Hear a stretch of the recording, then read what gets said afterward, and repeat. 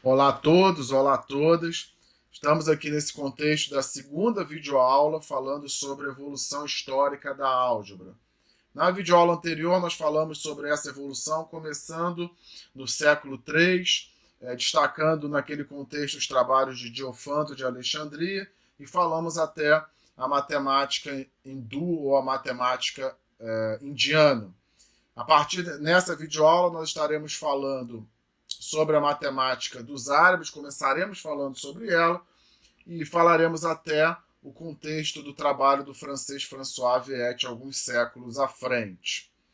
Nesse início, a gente já pode destacar, já que falamos sobre a matemática indiana na última videoaula, a influência da própria matemática indiana sobre a matemática árabe, especialmente no que tange à astronomia, né? A astronomia árabe que emergia por aquela época foi influenciada por vários tratados de matemáticos hindus a respeito da astronomia, né? tratados de astronomia. Posteriormente, a própria astronomia árabe foi também muito fortemente influenciada pelos tratados gregos que aconteceram posteriormente, foram traduzidos posteriormente.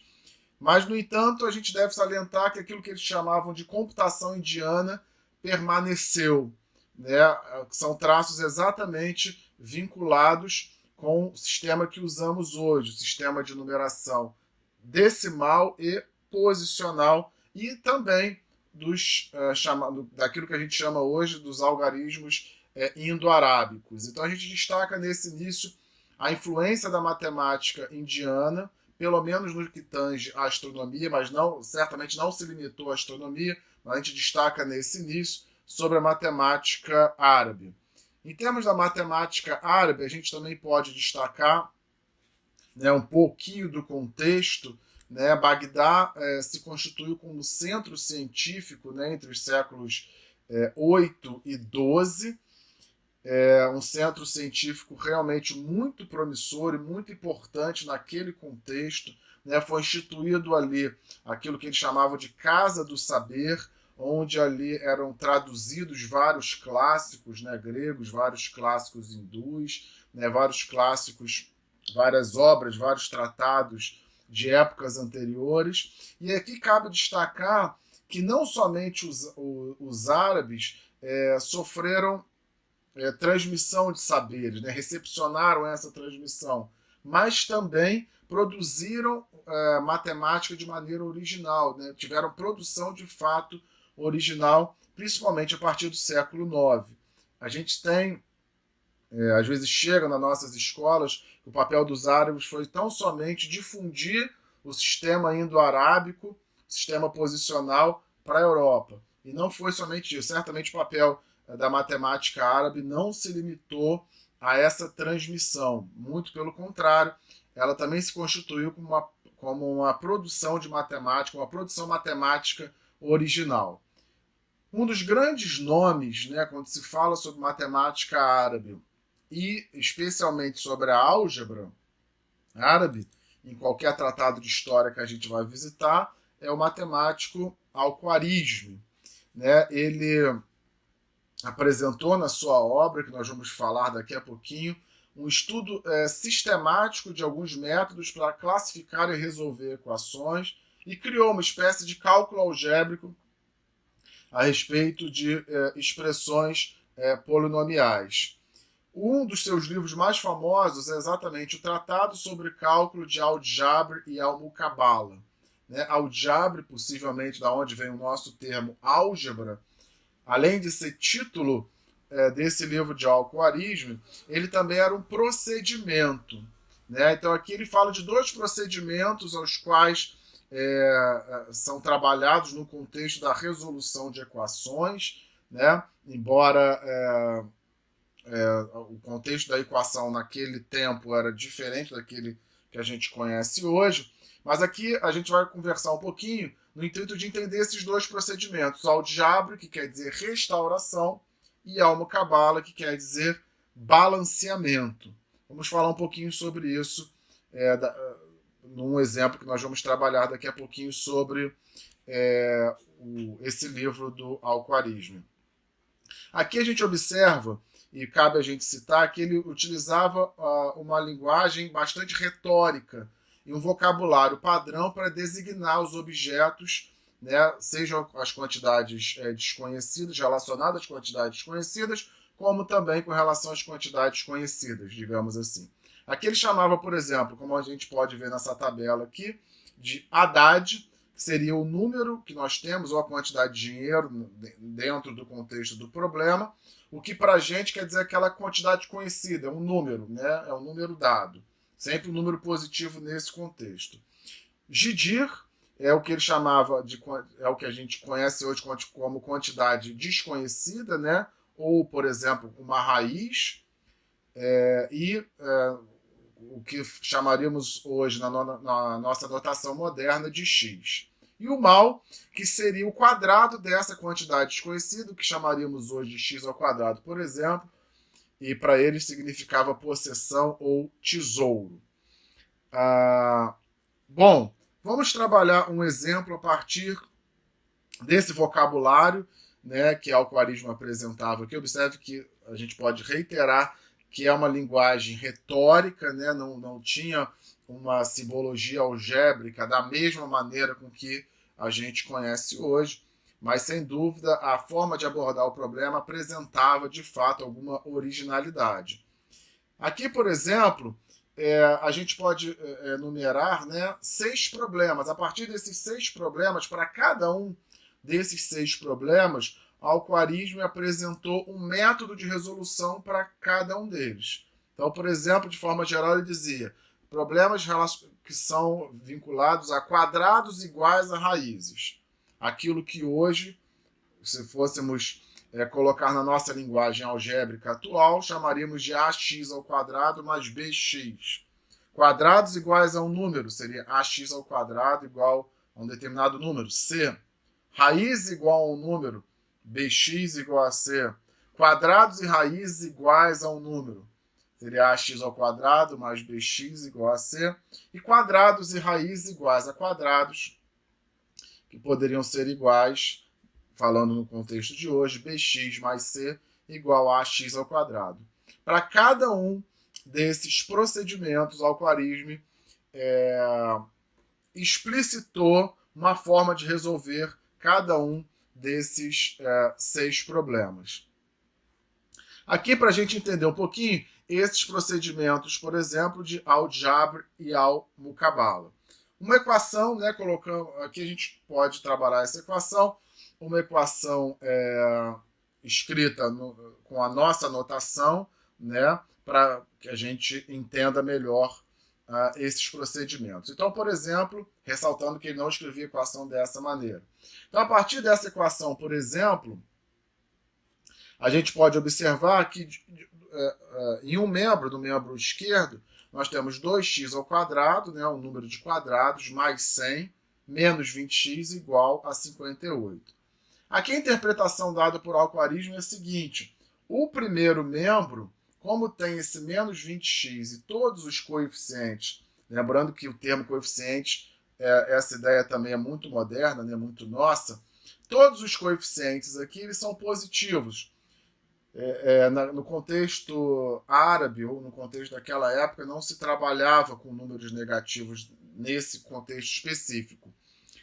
E a partir do momento, então, que a gente lembra que são números, sempre números positivos envolvidos, a interpretação era o seguinte: olha, o primeiro membro, como tem esse menos 20x, é porque, na verdade, ele excede em 20x em relação ao outro membro. Né? Ou seja, o primeiro membro está excedendo 20x, digamos assim, o segundo membro, o membro, no nosso caso, da direita. Então, para isso, era preciso restaurar dentro daquilo que ele estabelecia. Esse restaurar era exatamente o procedimento de Al-Jabr, e para fazer essa restauração, então, como o primeiro membro tem uma quantidade a mais em relação ao segundo membro, Então, a gente poderia restaurar, eles restauravam dessa maneira, né? O 20x, então, passa a ser escrito agora como crédito, digamos assim, usando a palavra moderna, no segundo membro. Observe que aqui, observemos aqui que a ideia de aljabre, de restauração nesse contexto, está de alguma maneira próxima com aquilo que a gente chama hoje, ou que se chama no ensino de matemática, nas salas de aula, costumeiramente, de passar para o outro lado, relacionando com operação inversa, estando relacionado com operação inversa. Né? A gente justifica hoje esse passo por meio de uma soma e subtração de um mesmo termo nos dois lados da igualdade. A ideia aqui não era exatamente essa, estava mais vinculada com essa ideia de passar para o outro lado, aqui nesse contexto de restaurar. Tá? Bom, aplicado o procedimento de aljabre, aqui nesse exemplo específico, ainda existe um certo desequilíbrio. Por quê? Na visão deles. Por que esse desequilíbrio? Porque nós temos uma grandeza numérica tanto de um lado quanto do outro. Então, o que é feito? Bom, para que se tenha todas as grandezas numéricas de um lado só, então se retirou a mesma quantidade dos dois lados, que aí é o procedimento de Almo-Cabala, que significa balanceamento. Então, para balancear, para se colocar apenas o contexto, a quantidade numérica em um dos membros dessa equação ou dessa igualdade, aplica-se então o procedimento de Almo-Cabala, diminui 58 dos dois lados e a partir daí nós temos essa equação. 2x² mais 42 igual a 20x. Bom, observemos que esse é exatamente um dos 6 tipos que nós enunciamos anteriormente. Para cada um desses 6 tipos existia um método de resolução. E para isso a gente vai explicar com um exemplo como seria a solução vinculada a um desses 6 tipos. Bom, por exemplo, temos o enunciado de um problema dessa maneira. 1 mal e 10 de dir igualam 39 dinários. Lembremos que 1 mal é exatamente a quantidade, o quadrado, perdão, da quantidade desconhecida, ou da raiz. Didir significavam as raízes, e aqui 39 dinários, que seria a unidade monetária da época, possivelmente. Ok? Aqui na nossa linguagem atual, nós traduziríamos esse problema dessa maneira. X² mais 10x igual a 39. 1 mal, quadrado da quantidade desconhecida, e 10 vezes a raiz que a gente está procurando, igualam 39 dinários. Lembrando novamente que não era escrito dessa maneira. É muito importante que isso fique claro. A gente está escrevendo apenas para título de explicar de uma melhor forma para que fique mais entendível. Bom, como é que era feito? Como é que era o procedimento? O procedimento está dado conforme a gente pode ver aqui do lado. Toma metade, então ele já dava uma lista de procedimentos. Toma metade da quantidade de dir, multiplica essa quantidade por si mesma, some o resultado, extrai a raiz quadrada, subtrai desse resultado, vai ter encontrado a solução. Bom, vamos seguir para ver, para a gente conseguir encontrar a solução dentro desse algoritmo, dessa listagem de procedimentos a serem tomados. Bom, toma a metade da quantidade de dir. De dir está relacionado com a quantidade desconhecida. Metade dessa quantidade. Quantas quantidades desconhecidas nós temos? Nós temos 10x na nossa linguagem. Na linguagem dele, tinham 10 de dir. Metade dessa quantidade de dir, portanto, 5. Em seguida, o procedimento determina, multiplica essa quantidade por si mesma. Portanto, 25. Some no resultado os haddades. Ou seja, vamos somar aqui 25, que é o que tínhamos, com 39, que é aquele número que está solto, digamos assim, do outro lado. É o número que iguala ao membro que é dado anteriormente. A partir daí, se extrai essa raiz quadrada de 64/8 e subtrai desse resultado a metade do GDIR. Metade do GDIR nós já vimos que é 5, portanto 8 menos 5, 3. Essa seria a solução do problema. Vamos tentar exemplificar, trazendo para a linguagem de hoje de forma genérica esse mesmo problema, essa mesma lista de procedimentos.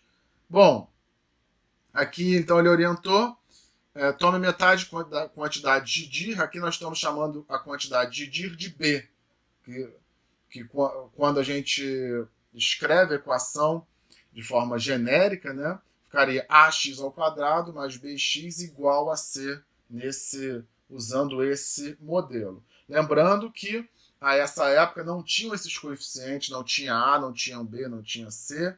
Isso é exatamente o que François Viette vai fazer alguns séculos à frente, que vai, de fato, potencializar bastante o desenvolvimento da álgebra e também da análise, mas isso a gente vai falar daqui a pouquinho.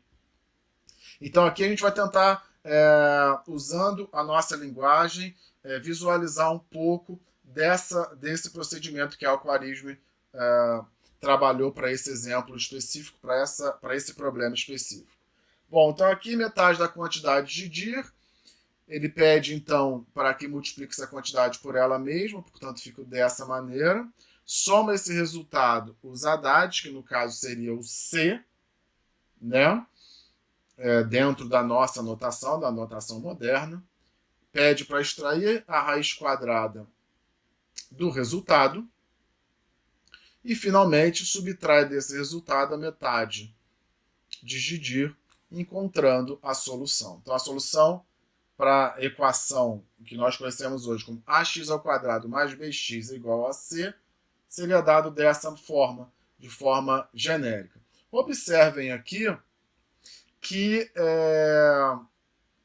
observemos aqui que, de fato, essa fórmula, essa solução, está vinculada à fórmula que a gente conhece hoje como fórmula de resolução da equação do segundo grau, né? Exatamente fazendo dessa forma, ax² mais bx igual a c, né? Logo em seguida, Al-Khwarizmi apresenta um argumento geométrico. Aqui vale a pena ressaltar que ele não apresentou um argumento geométrico para legitimar a sua solução, mas para, de alguma forma, evidenciar os aspectos que estavam nas entrelinhas da sua resolução, que vai ficar mais claro quando a gente for ver agora logo em seguida. Ele queria completar o quadrado, e você vai entender melhor por esse exemplo dado pelo próprio Al-Khwarizmi. Então observa o seguinte, a ideia do Al-Khwarizmi é o seguinte, ele faz o seguinte procedimento. Ele estabelece um quadrado diagonal AB, cuja a medida do lado é exatamente a quantidade desconhecida. Portanto, esse quadrado representa o mal, né? Ou, na nossa linguagem, representa o x², né? A partir disso, ele acrescenta dois retângulos, cada um deles com uma dimensão medindo 5 e a outra medindo exatamente quantidade desconhecida. Portanto, por um lado, a gente tem, que se a gente for imaginar a área desse gnomon aqui formado, ele vai ser exatamente x² mais 5x mais 5x, portanto, mais 10x, que é exatamente um dos membros da equação. Por outro lado, a gente sabe que esse gnomon deveria ter a área 39, portanto, essa área é 39. Para completar esse quadrado maior, será necessário acrescentar um outro quadrado, que é exatamente quem? Seria um quadrado cujas duas medidas medem 5. Portanto, a área desse quadrado é 25. Então, acrescentaria 39 a 25. Né? Que seria, então, a área desse quadrado todo seria, portanto, 64. Ora, se a área do quadrado todo é 64, tirando a raiz, cada uma das dimensões do quadrado vai medir 8, que é a raiz quadrada de 64. Ora, se cada medida mede 8, para eu descobrir a medida do lado desconhecido, basta subtrair de 5. Faço a operação 8 menos 5, e a gente encontra então a medida do quadrado, exatamente 3, do quadrado procurado, né? A medida do desconhecida que está relacionada a esse quadrado. Dessa maneira, observem que aquele procedimento dado por Al-Khwarizmi relacionado àquela equação específica foram exatamente os mesmos passos que tivemos aqui para resolver geometricamente. Pegamos a metade da quantidade de Gidir, multiplicamos por ele mesmo e por fim, e aí fizemos todos os outros procedimentos. Dessa maneira, a gente pode ver que aqui a resolução geométrica ou a ideia geométrica de Al-Khwarizmi não era para legitimar, conforme a gente já disse, os seus passos, mas era para, de alguma maneira, evidenciar as regras que foram dadas anteriormente, né? Por fim, em termos da evolução histórica da álgebra, e mais especificamente da contribuição dos matemáticos árabes, nós vamos destacar aqui um matemático que viveu no século XI, chamado Omar Khayyam, também chamado de Al-Khayyam. Ele apresentou uma das suas obras, cujo título é Demonstrações de Problemas de Al-Jabr al-Muqabala, exatamente aqueles procedimentos que Al-Khwarizmi já havia apresentado alguns séculos antes, alguns séculos antes, certamente.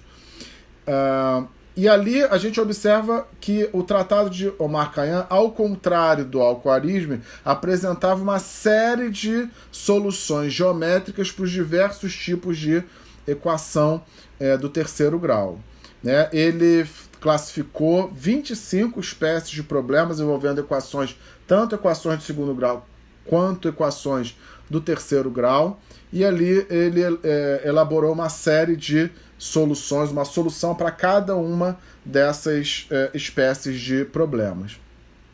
Sem dúvida nenhuma, Omar Khayyam teve um relevante trabalho no contexto da matemática árabe.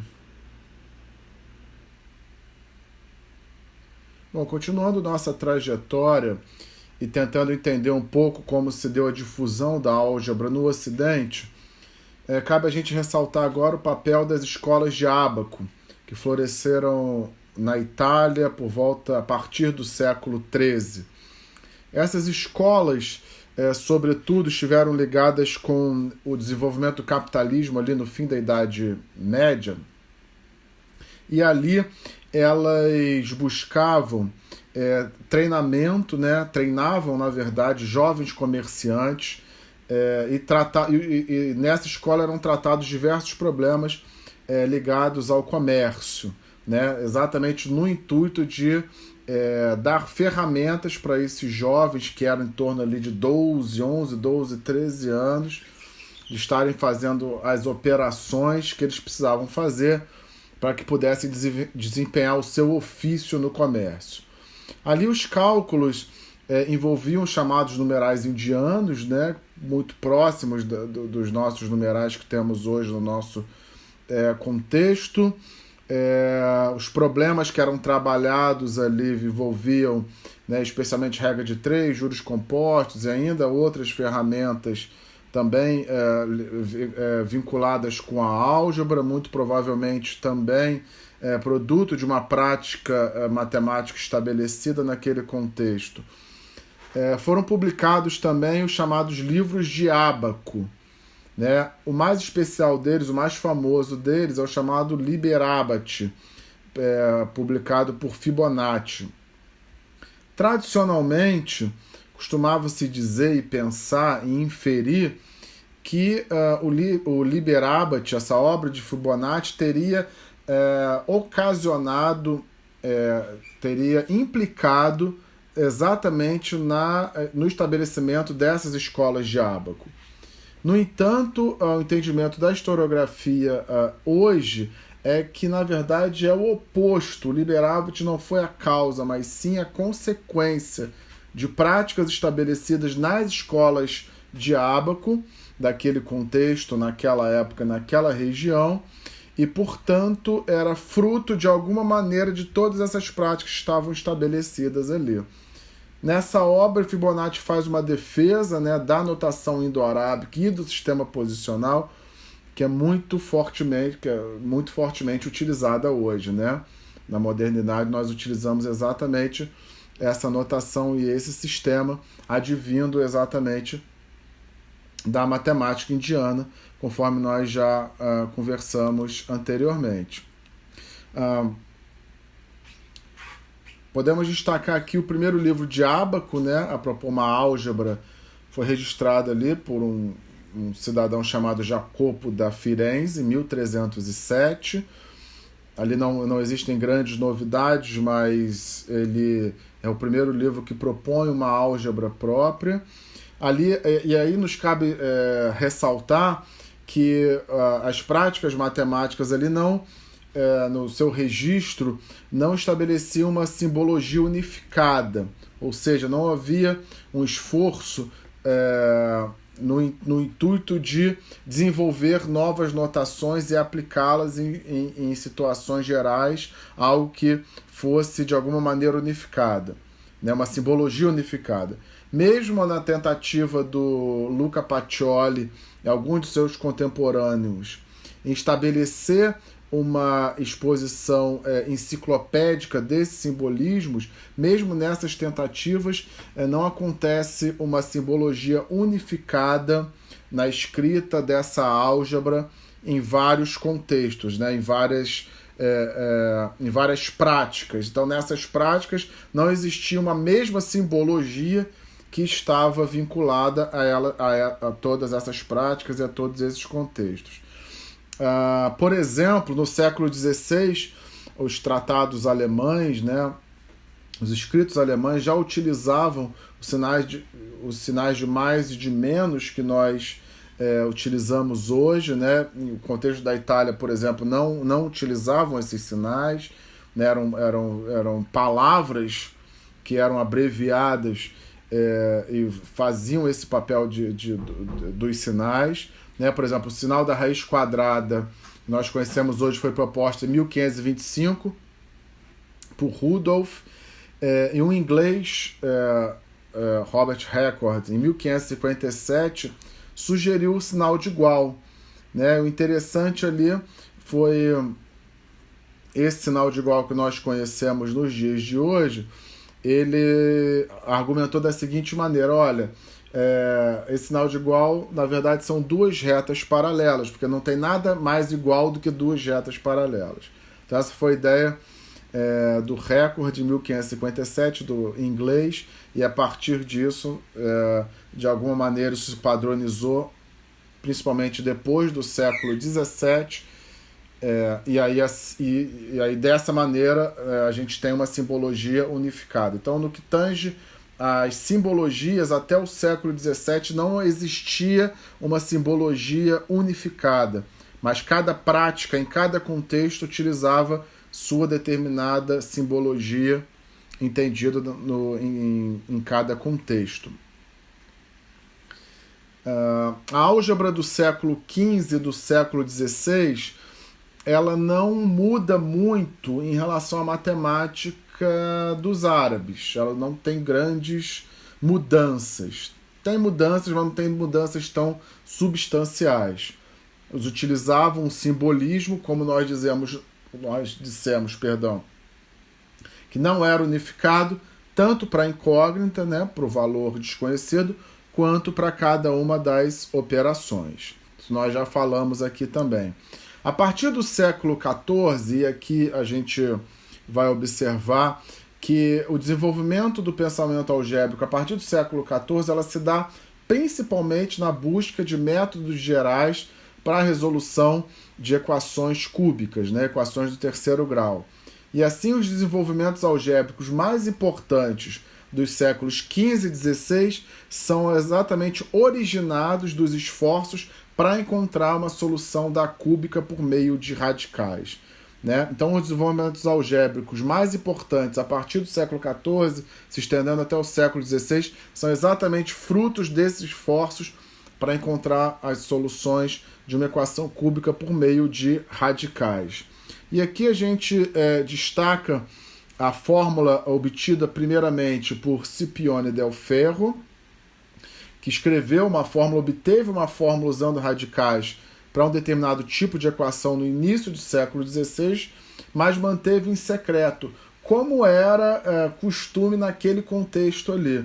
Nessa época, nesse contexto, existia uma espécie de competição entre os matemáticos, nesse contexto exato, falando exatamente desse contexto da solução das cúbicas, especialmente sobre a equação das cúbicas, resolução das cúbicas, perdão. Existia uma espécie de competição, onde um matemático mandava um desafio para outro matemático, para outro cientista, e esse cientista deveria resolver esse desafio no qual o proponente já sabia a solução. Né? Então, no contexto dessas equações cúbicas, ou na busca da resolução dessas equações cúbicas, Scipione del Ferro obteve uma fórmula. Tartaglia, em 1535, resolveu também diversas equações cúbicas, em particular vinculada ao que a gente chama hoje de, em notação moderna, de x ao cubo mais um coeficiente vezes x ao quadrado igual a n. E em seguida, existe uma narrativa acerca do matemático, né, Cardano, que ele teria obtido a fórmula de Tartaglia, né, sobre a promessa de que não iria divulgá-la, mas ele divulga a fórmula dele em seu livro Ars Magna, né, que significa Grande Arte, em 1545. Né? É uma narrativa, e a gente não vai entrar nos pormenores para saber se essa narrativa contém ou não uma fundamentação histórica um pouco mais forte. Mas a obra de Cardano, ela também muito importante do ponto de vista da história da matemática e muito importante do ponto de vista que estamos trabalhando aqui no contexto do desenvolvimento histórico da álgebra. Nesse livro ele apresenta uma solução para cada um dos 13 tipos de equação cúbica. Ele desenvolve 13 tipos, separa em 13 tipos e apresenta uma solução para cada um desses tipos. Observemos aqui que ele apresentava demonstrações geométricas, no intuito de justificar o método algébrico. Então, ele utilizava a geometria, como faziam os antigos em termos de rigor, né? Eles entendiam que a linguagem geométrica, a utilização da geometria euclidiana era suficiente para legitimar o método que estava sendo aplicado naquele momento. Nesse contexto aqui, Cardano também apresenta as demonstrações geométricas, apresenta suas soluções sobre a linguagem geométrica, nesse intuito mesmo de justificar o método algébrico. Cardano, por exemplo, um dos problemas que ele resolve, a gente não vai entrar no contexto, no mérito de como ele resolveu esse problema, mas, por exemplo, cubo e 6 coisas igual a 20. Aqui nós temos como era a escrita da época. Observem aqui que a escrita, como nós já falamos anteriormente, não era unificada, não tinha o sinal de igual, o sinal de mais e de menos, como conhecemos hoje, não era expresso nesse contexto, né? Então aqui era o que Cardano escrevia quando pensava cubo e 6 coisas igual a 20, e aqui embaixo seria a tradução para o nosso contexto moderno de hoje. A fórmula que Cardano publicou de uma maneira retórica e também por meio das demonstrações geométricas, utilizadas hoje de forma moderna, são expressas por meio dessa subtração, né, de raízes cúbicas. Observe que não é uma fórmula que de alguma maneira não é tão difícil, olhando hoje, de trabalhar com ela. Aqui vale só a gente salientar, a gente não vai entrar no mérito, mas a partir do momento em que determinadas equações cúbicas sabiam-se que essas equações tinham soluções, soluções inteiras, né, fácil de serem visualizadas. Por outro lado, essas mesmas equações em que sabia-se as soluções inteiras, pelo menos uma solução inteira, quando se manipulava com essa fórmula, observe que nós temos uma raiz quadrada aqui dentro das raízes cúbicas. Algumas vezes, na manipulação dessa fórmula, dentro da raiz quadrada se obtinha um número negativo, o que levava-se à conclusão que a equação não tinha solução. No entanto, a equação tinha sim uma solução conhecida. Era fácil, era só substituir um número inteiro, 2, 3 ou 4, por exemplo, número natural, 2, 3 ou 4 ou 5, enfim.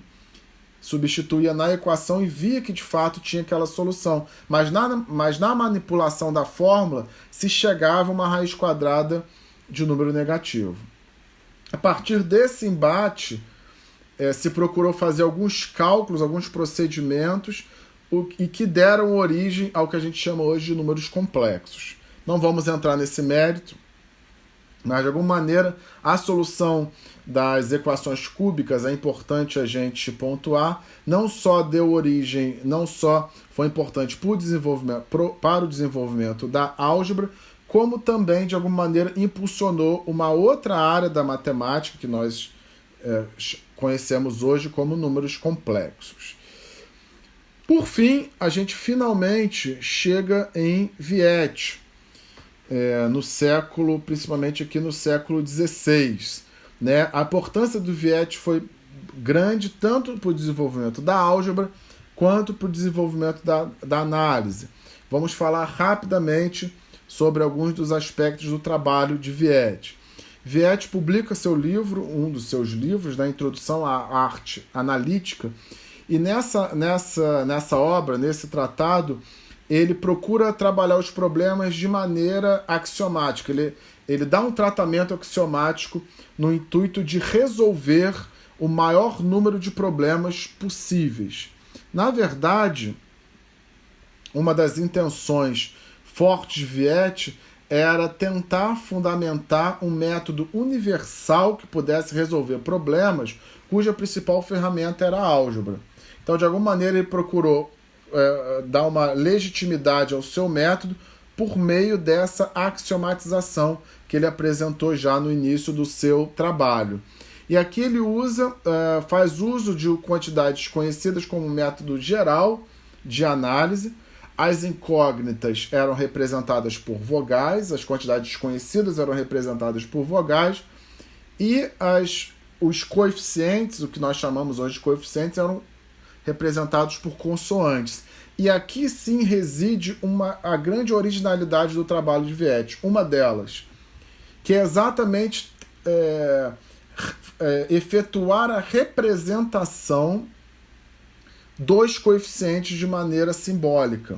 Os coeficientes, até então, em nenhuma das práticas matemáticas que foram estudadas, não era apresentado dessa forma. Os coeficientes eram números, 2, 3, 5, 7. Aqui Viette, ele lança a mão, dentro do método que ele concebeu, ele lança a mão desses coeficientes, tratando-os também de maneira simbólica, portanto atribuindo símbolos a esses coeficientes, algo que não acontecia nas outras práticas. E aqui vale a pena a gente ressaltar exatamente essa novidade do trabalho de Viette. Na videoaula anterior, nós tínhamos salientado que no contexto da matemática hindu, no contexto de Bhaskara, não fazia sentido a gente falar em fórmula, porque nós só tínhamos símbolos para as quantidades desconhecidas, não tínhamos símbolos para as quantidades conhecidas, para os coeficientes, melhor dizendo.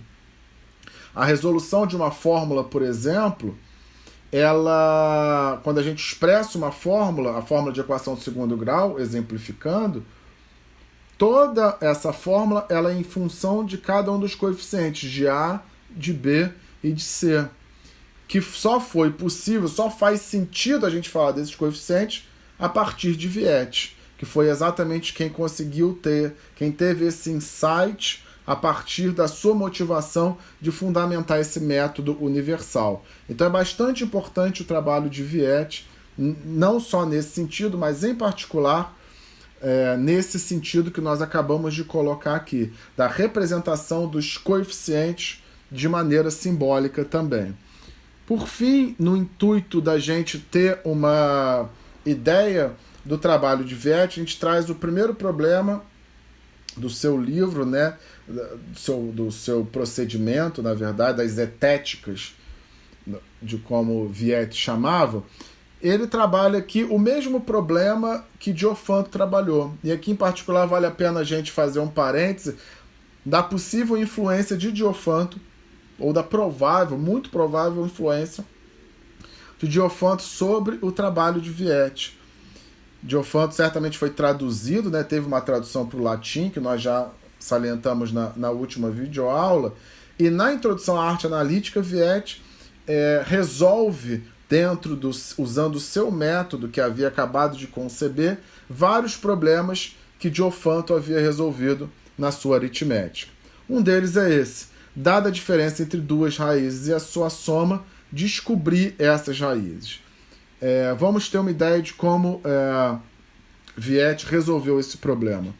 Ora, ele chamou a diferença de uma maneira mais retórica, que nós temos aqui representado, já está de alguma maneira vinculada com a nossa simbologia moderna, importante ressaltar isso novamente.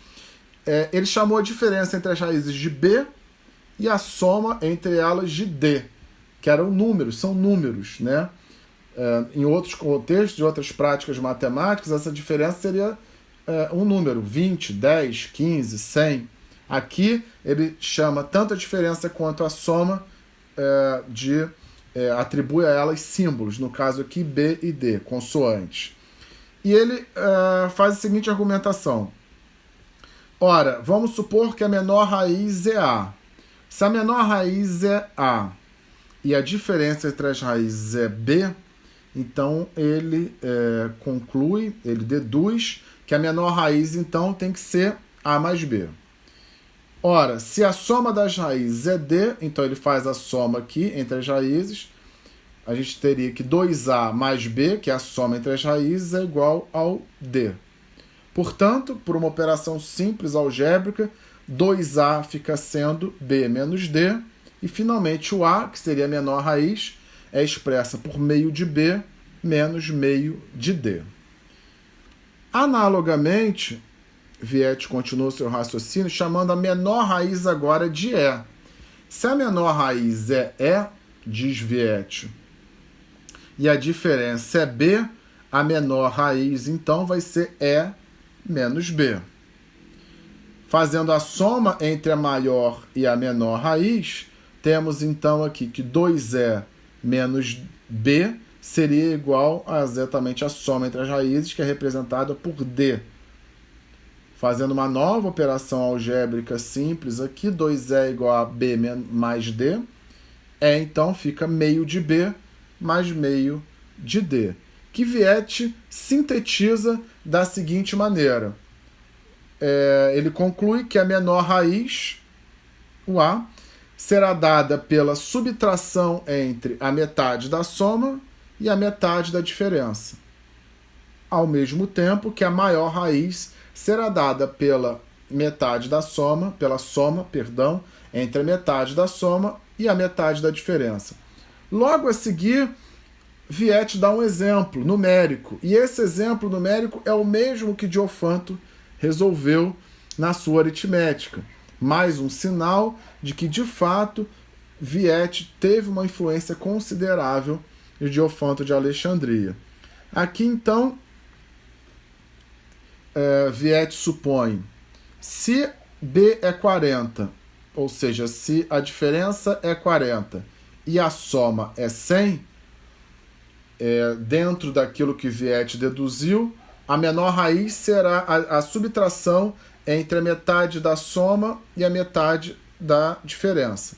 Metade de 100 é 50, metade de 40 é 20. Menor razão seria 50 menos 20, que é 30. Enquanto a maior raiz, melhor dizendo, vai ser 50 mais 20, 70. Observe que a forma de generalização aqui de Viette é completamente diferente da maneira que o Diofanto, por exemplo, intentava generalizar. Diofanto, nós vimos na videoaula anterior, ele enunciava um problema de maneira geral e quando ele ia tentar desenvolver um padrão para a resolução, a maneira dele fazer isso é trabalhar com exemplos particulares. E a ideia era, aplicando os mesmos procedimentos a casos particulares similares, nós podemos resolver o tipo de problema que era dado daquela maneira. Aqui a abordagem de Viette, no sentido de generalizar o resultado, é diferente. Ele atribui símbolos aos coeficientes, não somente símbolos às quantidades desconhecidas. E assim a gente espera ter mostrado um pouquinho da importância do trabalho de Viette, especialmente no sentido de atribuir coeficientes a símbolos, ou melhor, símbolos aos coeficientes. E assim a gente vai concluindo essa videoaula. A gente espera que vocês tenham aprendido e tenham uma ideia melhor daquilo que a gente está chamando aqui de evolução histórica da álgebra. Novamente, reiteramos que não é nossa intenção, seria impossível fazer isso no intuito de esgotar o assunto, não temos a intenção de esgotar o assunto, nem falar todos os pormenores que aconteceram nesse desenvolvimento. Seria, de fato, impossível.